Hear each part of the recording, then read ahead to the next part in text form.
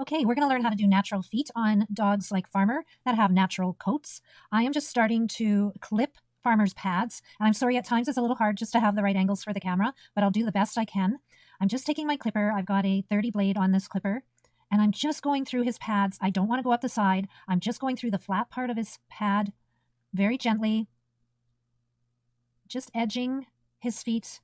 But again, I don't want to go up the sides.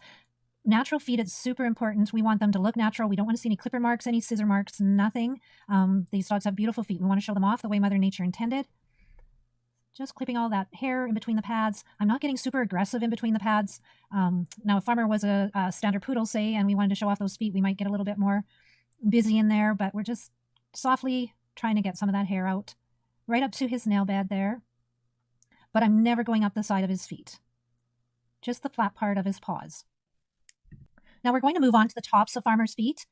I'm using my slicker brush to brush in reverse on that foot. I want to pull out any hairs between the toes. And I'm going to use my thinning shears. So all of the hairs that I combed or brushed up, I'm just gently going in there with my thinners and I'm taking off the hair and keeping it at the same length as the rest of the hair on his feet. Just going back in there with my slicker again. This time I'm allowing him to keep his foot on the table. I'm just checking for any straggly hairs sticking out. Thinners are really nice to do this with because they keep the foot looking soft and natural.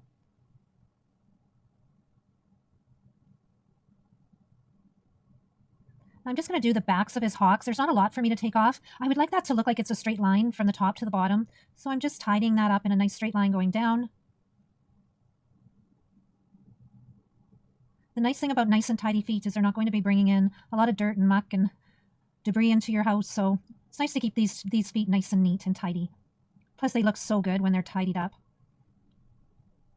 All right, I can see from the front that I've left some hair. I want you to watch how I hold that foot so he just relaxes it in a straight line. That just makes it really easy for me to find my line of thinning, and I just want to blend it right into the hairs on his feet. What a difference. Look at the far one compared to this foot.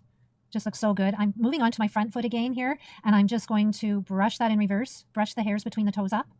I'm just taking my thinners and trimming along that nail bed and just kind of around the foot. And now I'm going to move it on top of his feet, just getting in between those toes, taking any hair that's extending past the rest of his hair on his foot.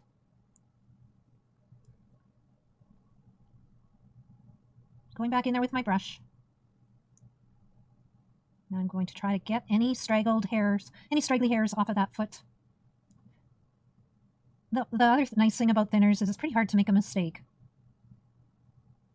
Okay, so behind Farmer's foot, there's a pad that I'm pointing to right there, and I don't want to trim above that, but I do want to trim kind of the straggly hairs below it. This is on his front foot.